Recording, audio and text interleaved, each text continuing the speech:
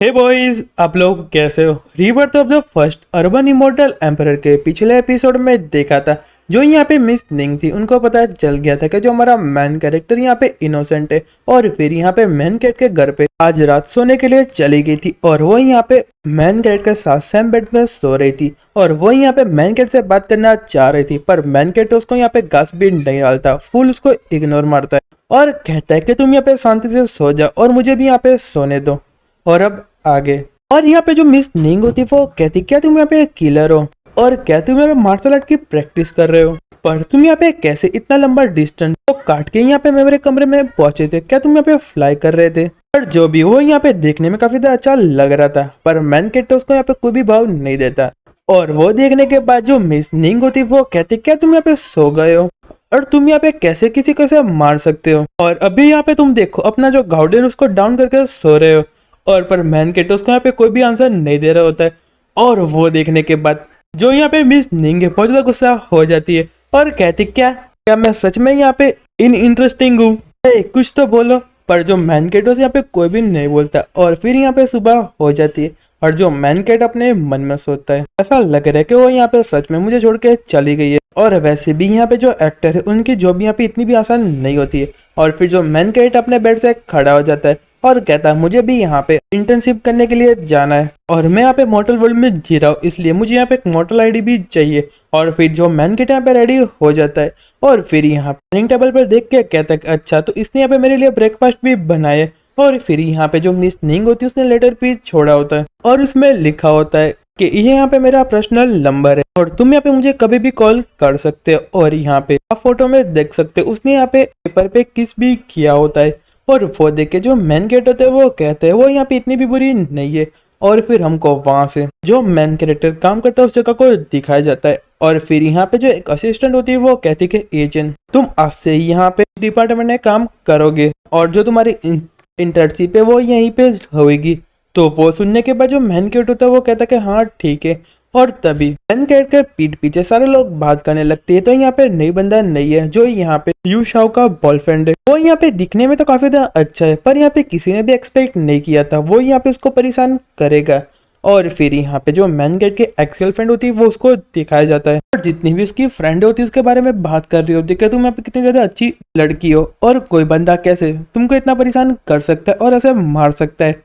और यहाँ पे उसको बड़ा झमेला बना दिया होता है। और यहाँ पे जो उसकी बेस्ट फ्रेंड होती है उसकी यहाँ पे साइड ले रही होती है और कह रही होती है मैंने तुमसे पहले ही कहा था इससे यहाँ पे ब्रेकअप कर लो, पर तुमने यहाँ पे मेरी बात नहीं मानी और देखा ना उसने यहाँ पे तुम्हारे साथ क्या किया। वो यहाँ पे एक छोटी सी कंट्री से आता है और यहाँ पे एक नंबर का यूजलेस है, उसकी हिम्मत कैसे हो गई तुम्हारे साथ ऐसा करने की। और मैन कैट के बारे में भला बुला बोल रही होती है, पर यहाँ पे जो मैन कैट की एक्स गर्लफ्रेंड होती है वो कहती है कि तुम यहाँ पे रुक जाओ और कहती कि यंग हूँ और मैं यहाँ पे सिर्फ नॉर्मल फ्रेंड है।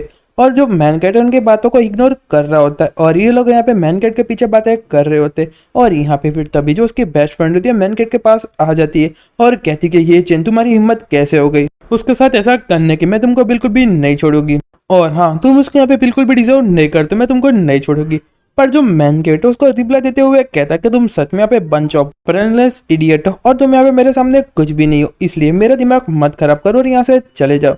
और जो मैन कैट अपने मन में सोचता है यहाँ पे यू शाओ ने वापिस यहाँ पे इनोसेंट करना स्टार्ट कर दिया और ऐसा दिखा रही है कि मैं यहाँ पे गलत हूँ।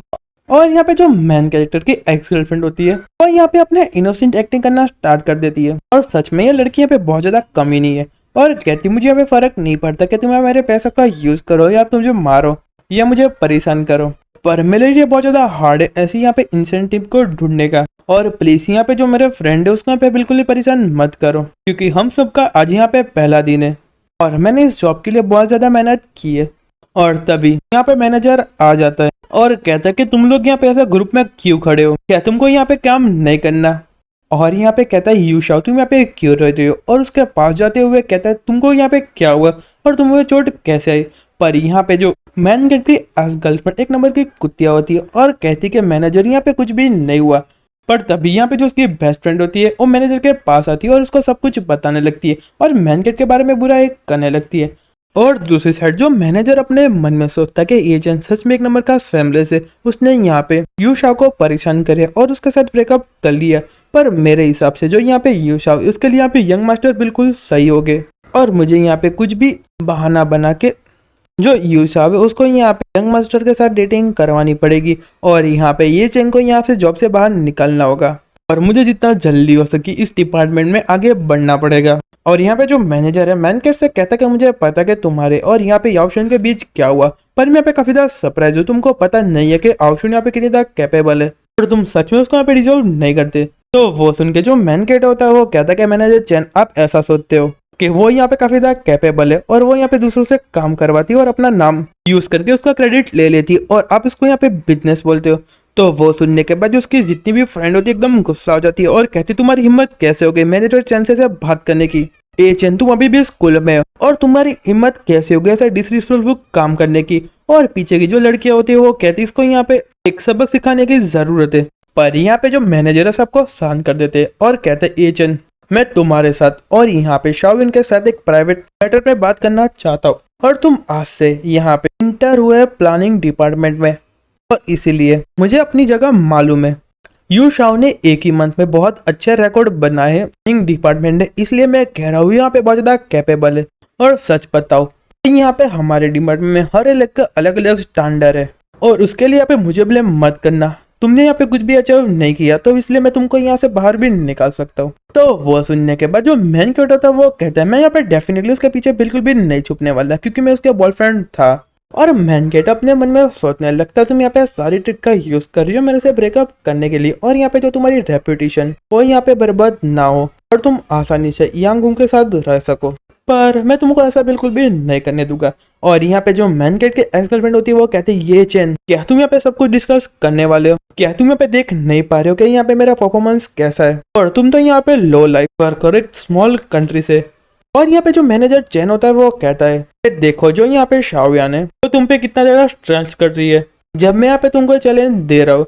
और यहाँ पे जो मैन गेट एक्स गर्लफ्रेंड होती है वो कहते कि मैनेजर चैन तुम यहाँ पे पक्का करोगे यहाँ पे जो एजेंट है वो यहाँ पे बहुत अच्छा काम करे। और यहाँ पे जो मैनेजर चैन होते हैं वो कहते हैं कि हमको यहाँ पे बहुत सारे काम होते हैं पर उसमें से यहाँ पे एक इम्पोर्टेंट काम होता है जो हमारी प्लानिंग मैनेजमेंट डिपार्टमेंट उसका यहाँ पे कंपनी का प्रमोशन करना है, पर यहाँ पे जो जिन रुयान है वो इसमें यहाँ पे फेल हो चुकी है। और यहाँ पे जो दूसरा डिपार्टमेंट है उसके यहाँ पे बहुत सारे सेलिब्रेशन का भी प्रमोशन करना होता है, पर यहाँ पे जो जिंग नेंग है वो यहाँ पे स्टेबल नहीं है और इसलिए जो रु शाओविन है उसमें यहाँ पे फेल हो चुकी है। और यहाँ पे तुम बहुत ज्यादा कैपेबल हो तो जो उसका टास्क है मैं तुमको दे रहा हूँ क्या तुम यहाँ पे 3 दिन में कंप्लीट कर पाओगे। तो वो सुनने के बाद जो मैन गेट होता है वो कहता है मेरे लिए तो एकदम आसान है और यहाँ पे जो प्रमोशन होने वाला मैं अभी कंप्लीट कर देता हूँ। और यहाँ पे जो यूशियन की बेस्ट फ्रेंड होती है वो कहती है ये चेन क्या तुमको ये इजी लग रहा है, क्या तुम्हारा दिमाग काम करना बंद कर लिया है, हमको तुम पे हंसने पे मजबूर बिल्कुल भी मत करो, क्या तुमको पता नहीं है जितना काम की ज्यादा हार्ड है और तुम्हारे साथ नया बंदा इस काम को आसान कह रहा है। पर जो मैनकेट उनकी बातों को फुल इग्नोर करता है और कॉल लगाता है और फिर सामने से आवाज आती है कि हाई चेन यहाँ पे तुम्हारी नेबल बोल रही हो। तो वो सुनने के बाद जो मैनकेट होता है वो कहता है कि मेरा जो प्लानिंग डिपार्टमेंट है वो यहाँ पे एक एडवर्टाइजमेंट करना चाहता है और इसलिए मैं तुम्हारी जरूरत है। तो वो सुनने के बाद जो लड़की होती है वो कहती थोड़ी देर रुको मैं यहाँ पे बहुत जल्द आ रही हूँ।